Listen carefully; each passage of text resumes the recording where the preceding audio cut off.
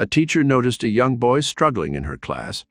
Then 20 years later, she got a phone call. Susan Lung knew the 7-year-old boy in her second grade class was smart, but he was in danger of being left behind. The boy had forgotten how to speak English after a summer at home in Afghanistan. That meant he was struggling to make friends and he couldn't do his schoolwork. But Susan was determined not to give up on him and did everything she could to help. And that was the end of the story, until she received a phone call 20 years later. Before we begin, make sure to smash that like button, subscribe to our channel, and click the notification bell for more amazing videos. The boy's name was Jamal Kochai. The reason he struggled with English was that he was born in Peshawar, Pakistan, and only came to America when he was 1 year old. Jamal was raised listening to Pashto and Farsi because his family couldn't speak English either. So when the young Jamal started school, he was at a severe disadvantage, and the schools really didn't help him. When I started kindergarten, I didn't know a word of English, the grown-up Jamal explained in a series of tweets in August 2022. But the real problem was that Jamal's teachers didn't know what to do with a child who only had English as a second language. He said one teacher would punish him for not understanding his directions. That's why, for Jamal, school represented only punishment and exclusion. To make matters worse at school, Jamal's family would often move house as his father tried to find work. This meant Jamal attended 3 schools in just 1 year, all the while struggling to get a grasp of the language. And then in the summer of 1999, Jamal's family left America and relocated to Logar, Afghanistan. It was a good move for the Kochays, but a terrible one for the young Jamal's American education.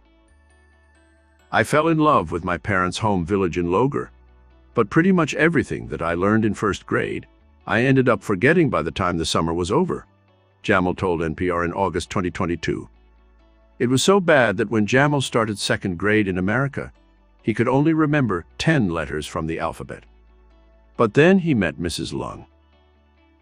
I could see Jamal was sharp as a tack, but it was hard for him, Susan explained to NPR. She was a teacher at the now-closed Elise Norman Elementary School in West Sacramento, California. Not only did Jamal have to deal with forgetting all the English that he knew, but he had to deal with the kids who couldn't understand him, the tutor said.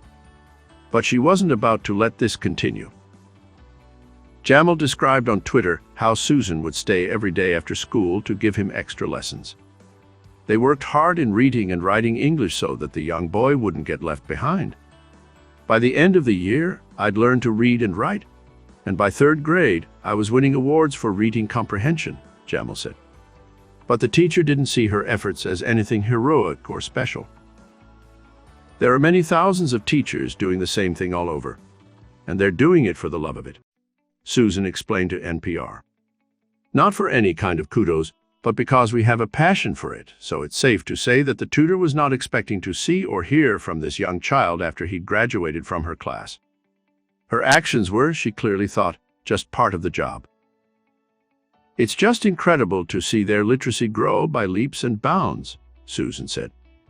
To see when they're able to communicate with their little friends, which I think is a big part of learning English or any other language. And of course, teachers expand the minds of a new class of students every single year.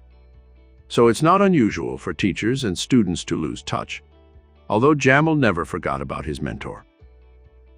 After Susan and Jamal spent so much time together in second grade, Jamal's family moved again because Jamal's father started working in a different city.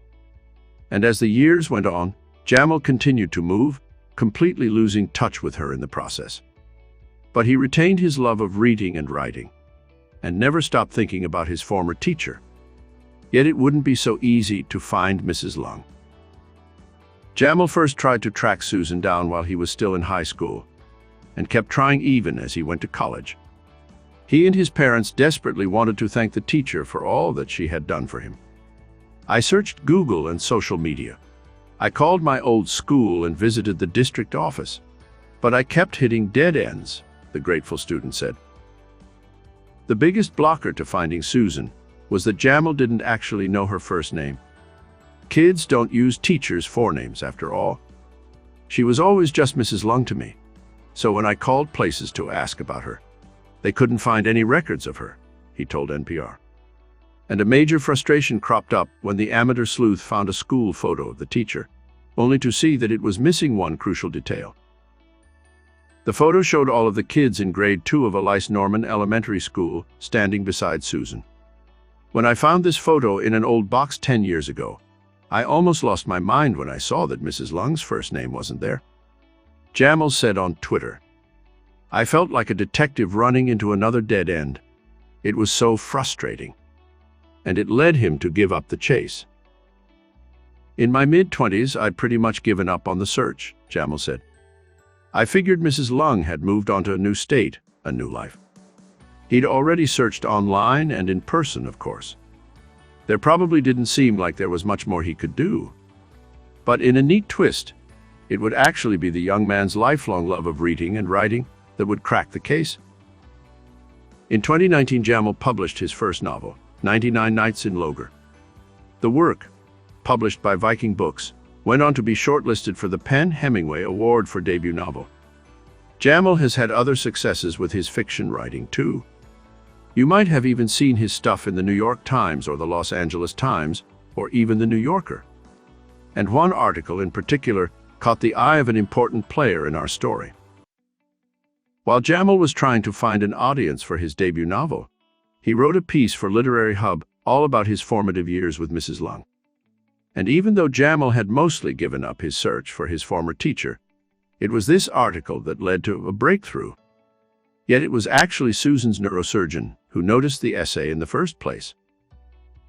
The physician waited until their next appointment with Susan before asking her, "Did you ever teach at Elise Norman Elementary School?" But even this chance encounter didn't immediately spark a heartwarming reunion between the pair. In fact, it was Susan's husband who took the time to find Jamal. "He found me on Facebook and reached out to me out of the blue," Jamal told NPR. When Jamal and Susan's husband communicated, they quickly arranged for a phone call between the former teacher and student. But Jamal also made sure that his parents were able to talk to the retired elementary school teacher too. "My parents had been wanting to thank Mrs. Lung for years as well," he revealed on Twitter. And that's exactly what happened when they eventually spoke. "I finally got the chance after all these years to express to her how much I still thought of her and how much she meant to me," Jamal told NPR. He explained on Twitter how he almost immediately started to well up when he started talking to Susan. "She was just the same Mrs. Lung, just as sweet and kind and warm as ever," he told NPR.